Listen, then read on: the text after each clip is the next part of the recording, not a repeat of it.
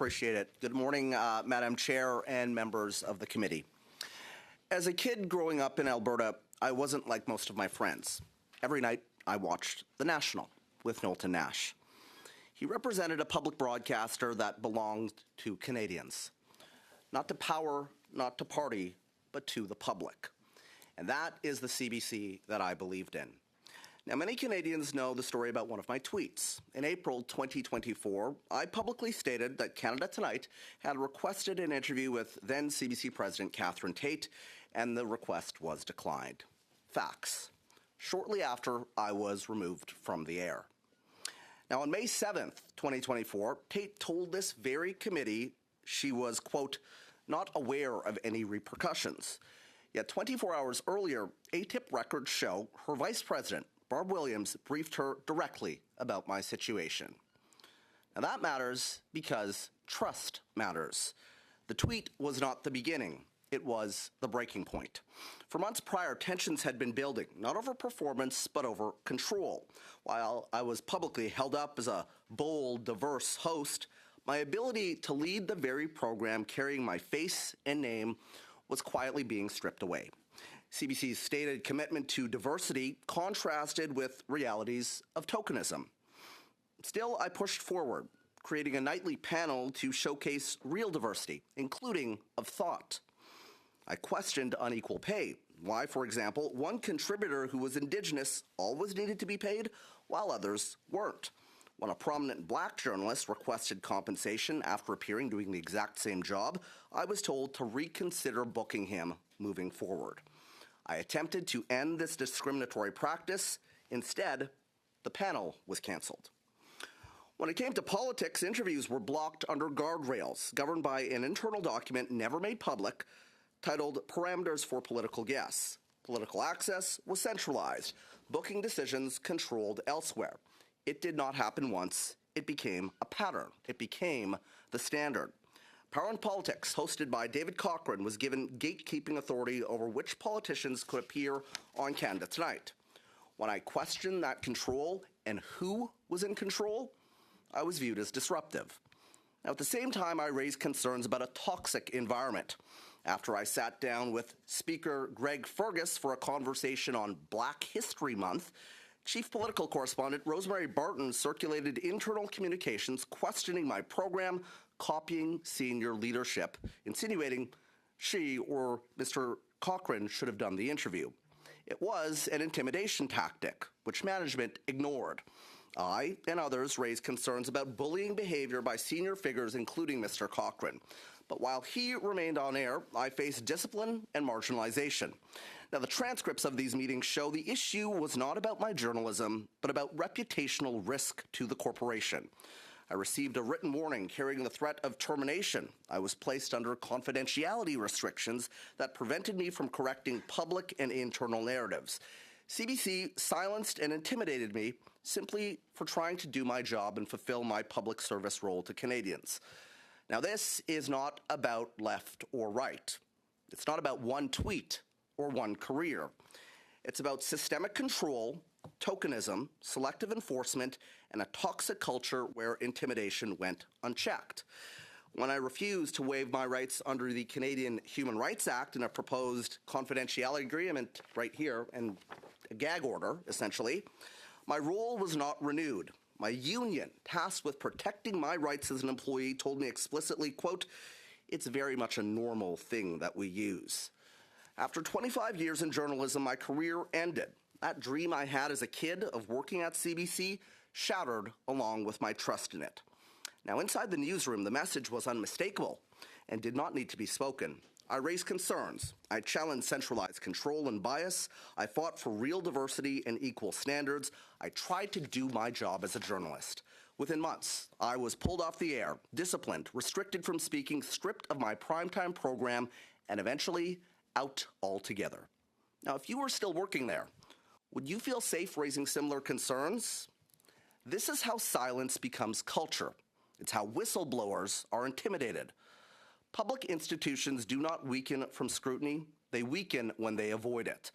The CBC that I believed in was strong enough to withstand accountability. If it is to endure as a public broadcaster worthy of Canadians' trust and over $1.4 billion of their money, it must be strong enough to withstand it again. Accountability is not destruction, it is survival. Thank you for your time. Awesome. Thank you so much. Thank you to each of you for being here today. My first set of questions is going to go to Mr. Dhanraj.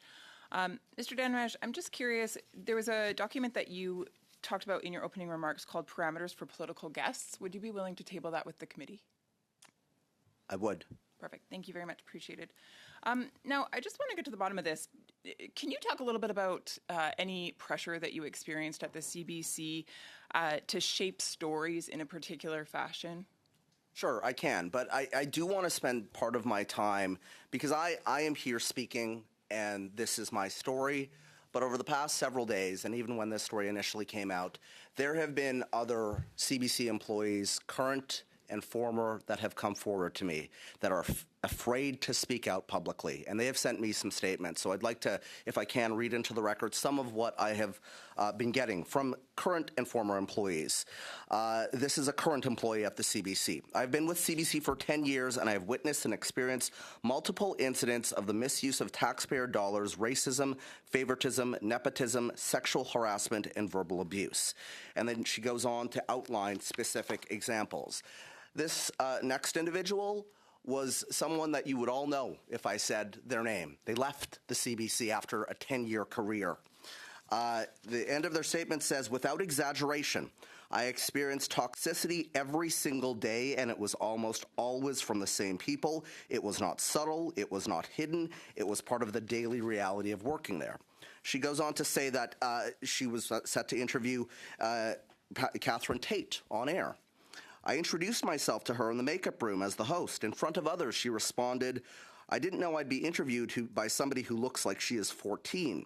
That moment stayed with me. It was dismissive, inappropriate, and reflected a broader culture in which respect was not always equally extended to everyone."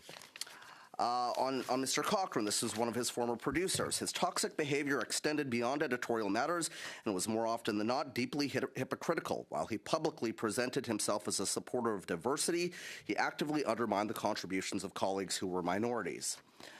This is somebody who left the industry and had to go to another country. "After about a year of working there as an anchor," this is in Vancouver, "I was suddenly removed from the anchor desk. I was told the decision was related to the color of my skin, that as a white person, I did not fit the diversity targets they were trying to meet. No concerns about my performance had ever been raised. My concern was the system and the reasoning behind the decision. My frustration was never directed at the individual who stepped into the role."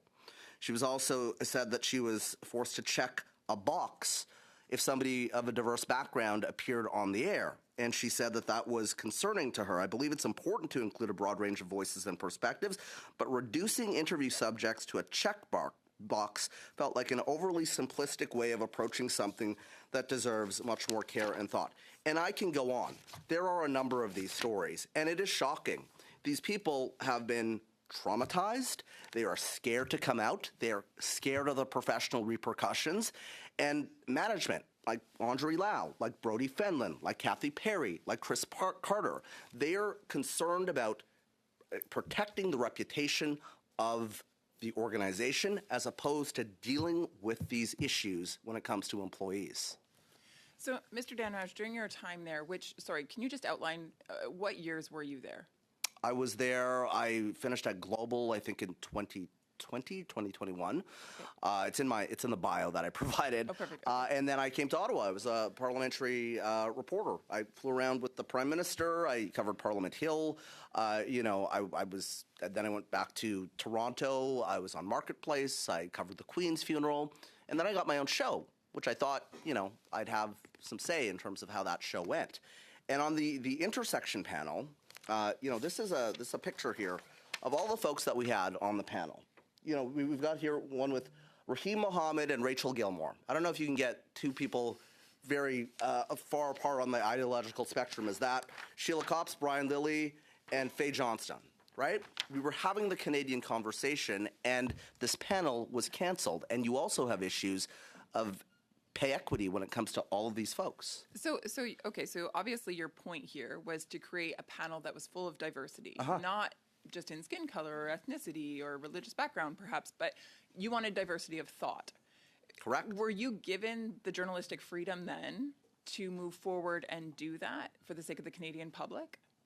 No, I mean, the issue became with the panelists. We had a list of 43 people or 45 people that Power and Politics gave us that said, do not go near these people, right? And some of these folks were like reporters, like Robert Benzie. There's a story breaking at Queen's Park, and we're on at 7 o'clock. We should be able to call, somebody who covers Queen's Park and talk to them. But there were these continued hurdles and roadblocks that were set up to really have a certain group of folks in Ottawa in control of who was allowed on programs. Particularly mine was a concern. And there were repeated episodes of Conservatives being blocked. I mean, I have the G-chats right here. I said, in terms of getting folks on, that we need to have balance. It's not about just having a show with Conservatives or just with Liberals. But if Power and Politics is going to have Liberals talking points on all the time, we should have balance as a network. And I said, we are in contravention of Section 11 of, I told Brodie Fenlon this, and also Andre Lau, repeatedly. We are in contravention of the Broadcasting Act if we are not providing equitable time for all perspectives. So I don't want to flood the show with Conservatives, but I do want to have balance.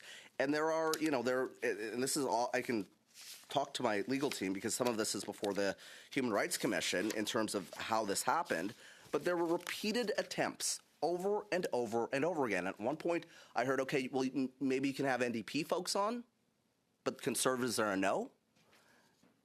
It should blow the Canadian public's mind that this was the stuff that was going on. Thank you, Madam Chair. Mr. Dhanraj, I found your testimony quite fascinating. I was a journalist for myself for 30 years. I was also a national director of the Canadian Association of Journalists. Journalism has indeed changed. You noted that you used to sit down and watch Knowlton Nash as the voice of, a trusted voice. I also remember Lloyd Robertson as a kid watching him. Peter Kent, Stanley Burke. Ironically, Peter Kent stepped down in 1978 after criticizing political interference from the Liberal Prime Minister. So the CBC does talk about being diverse, inclusive, fair and balanced, yet one of the CBC's premier segments is something called At Issue, which features Toronto Star journalist Chantal Hebert, Athila Raj, and Globe and Mail journalist Andrew Coyne. In what universe is this diverse, fair, or balanced as a news panel? Well, the National makes their own decisions, I suppose, in terms of who they put on that panel. And it's Rosie's panel, so Miss Barton's panel. So I guess you can have to talk to her about the editorial decisions. But what I was attempting to do on this program was have that diversity of opinion. And when they canceled the panel, I sent in a note to panelists asking for feedback, and I was disciplined for that. And I just want to talk about this NDA that I got, because it's important, because I was raising concerns about editorial, and I was slapped with this NDA here, which is a practice that the CBC is using frequently, which was raised by Dave Seglins, and you guys all have the paper. Dhanraj has considered whether he has a human rights complaint with respect to the issues in dispute, and by his signature below confirms that he does not. Further, he confirms that he seeks no right or remedy under the Canadian Human Rights Act as amended with respect to the issues in dispute, and any such claim is barred by this agreement. That should be shocking to every member on this committee. And I hope that other members on the committee take an interest in terms of the issues that I'm outlining here, because it is very important. We should not have a public institution silencing their own employees and having them waive their rights under the Canadian Human Rights Act. That should be shocking. Getting back to the bigger issue of the fairness and balance in news, you mentioned at one point that CBC management actually prevented you from interviewing conservative leader Pierre Poilievre on your show. Can you describe what happened there? Yeah, well, I basically wasn't allowed to pick up the phone and talk to conservatives. I have some G-chats here, which I just want to, read you part of this. I'm talking to my senior producer. I'm saying, okay, this is an editorial discussion. Can we get a conservative perspective on this, is essentially what I'm saying. It is a no to the Conservatives, I'm told. We can't chase anyone from the entire party. The chase is with PNP. So if Power and Politics is not able to secure a Conservative or somebody that presents an alternate perspective, then we are not allowed to. I'm told at one point, we're sure that there's a myriad of other types of interesting guests that you can chase outside of the Conservatives. Can I be included on conversations with Power and Politics? That's not how we work. I say to management, by playing petty office politics, we feed into conservative narratives that we have a bias against them.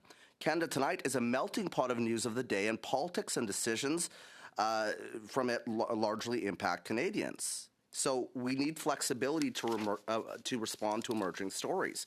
So yes, I wasn't even allowed to pick up the phone and call to request Pierre Poilievre. Look at what happened when I had Melissa Lantsman on my show, right? I was threatened to be pulled off the air, which CBC then said in a news statement they didn't threaten to do that. There are recordings of them trying to do this. Why do you think they were doing that? I mean, there's an effort to essentially protect those in Ottawa in terms of their perspectives on these things, in terms of who they want on the show. It should be about, we did an interview with Karen Johnson, my co-host on the new podcast I'm doing. It is out right now. She's another former CBC employee that is talking about the toxic culture. She said that she alleges that she was called a brown Barbie, a bimbo, but she says that it's a very high school culture.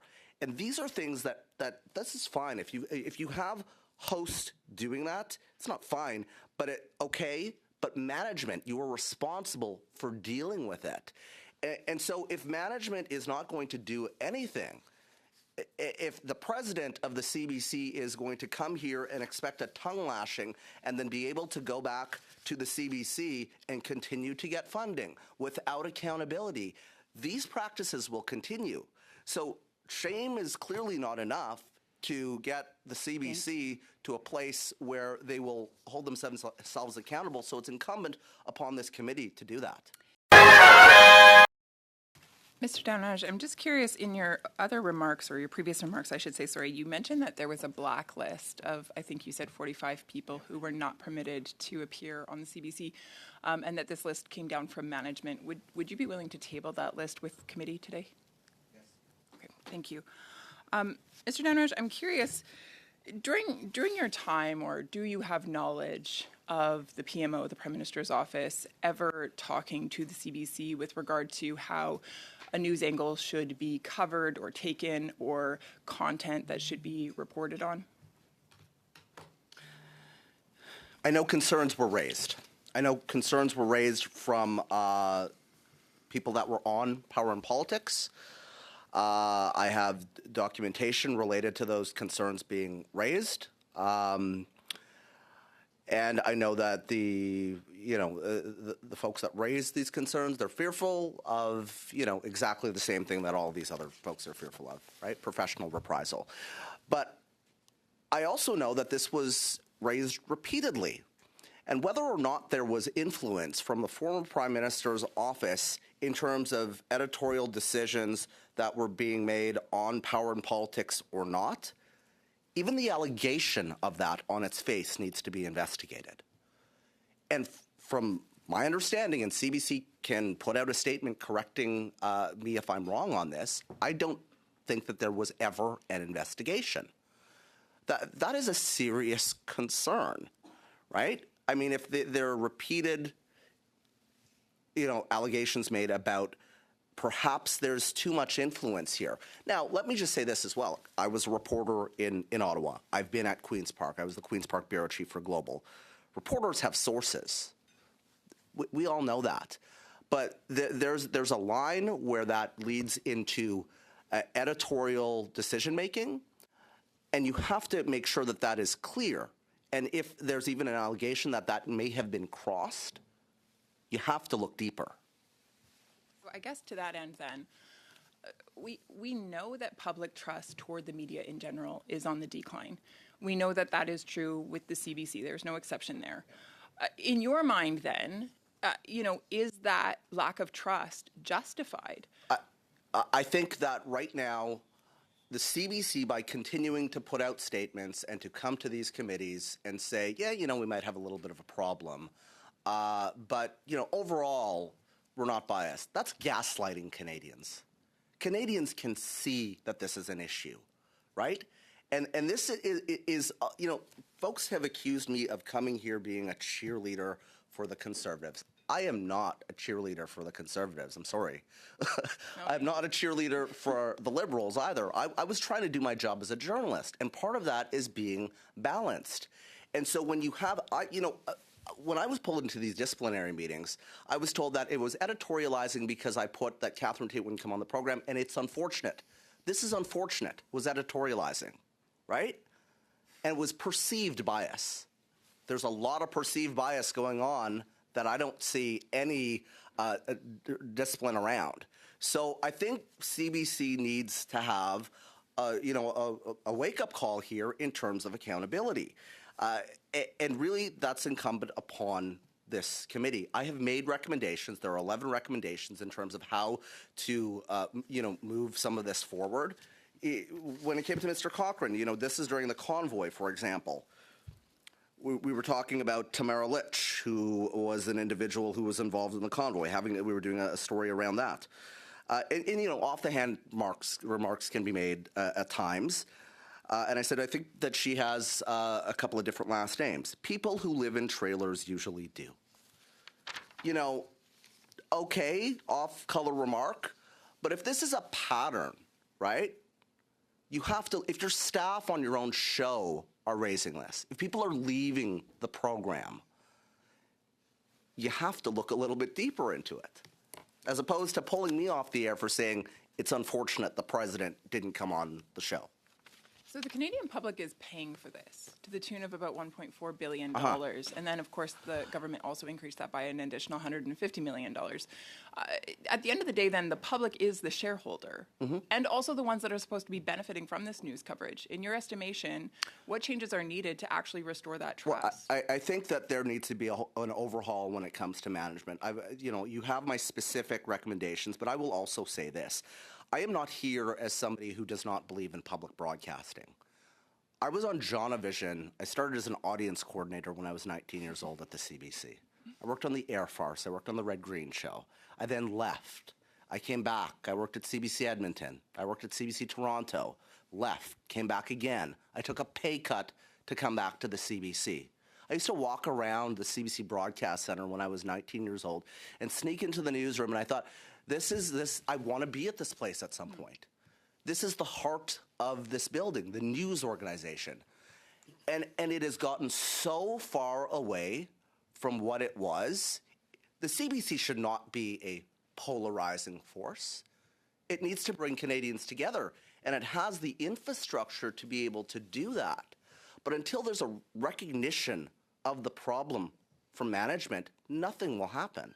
And they fail to recognize this. I would be willing to sit down tomorrow with the new president to talk about some of this stuff, right? But good people are leaving, they're being forced out, and their concerns are being dismissed because it's about protecting reputation. Well, here's some news. I don't have to be wanting to destroy the CBC because management and executives are doing a great job of that on their own.